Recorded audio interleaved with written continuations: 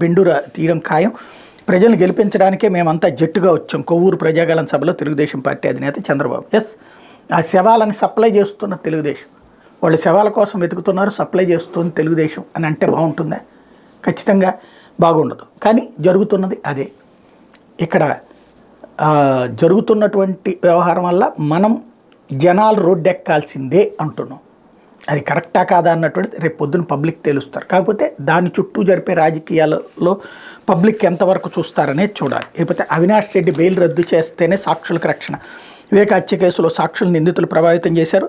బెదిరింపులపై దస్తగిరి ఇప్పటికే ఫిర్యాదులు ఇచ్చారు. తెలంగాణ హైకోర్టుకు నివేదించిన సిబిఐ మాజీ మంత్రి వైఎస్ వివేకానంద రెడ్డి హత్య కేసులో 8వ నిందితుడైన వైకాపా ఎంపీ అవినాష్ రెడ్డికి మంజూరు చేసిన ముందస్తు బెయిల్ను రద్దు చేస్తేనే ఈ కేసులో సాక్షులకు రక్షణ ఉంటుందంటూ సిబిఐ తెలంగాణ హైకోర్టుకు నివేదించింది. వివేక హత్య కేసులో కీలక సాక్షి అప్రూవర్గా మారిన 4వ నిందితుడు దస్తగిరిని బెదిరించడం ద్వారా బెయిల్ షరతులను ఉల్లంఘించారని తెలిపింది. బెదిరింపులపై దస్తగిరి పలుమార్లు ఫిర్యాదు చేశారని చెప్పింది.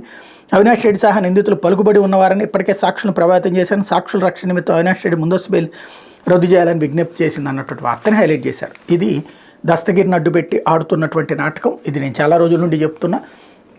మర్డర్ చేసినోడు సాక్షి అయిపోయాడు. వాడి కోసం ఇప్పుడు వ్యవస్థలు కాపాడే ప్రయత్నం చేస్తున్నాయంటే వాడు ఏం చెప్తే అదే నిజమని నమ్మి ఎలాంటి ఆధారాలు లేకుండా వదిలేసినటువంటి కేసు ఇది. ఫైనల్గా కేసు రాజకీయాలకి వార్తలకి తప్పించి విషయమైతే నిలబడేటటువంటిది కాదు. లేకపోతే జగన్పై తోబు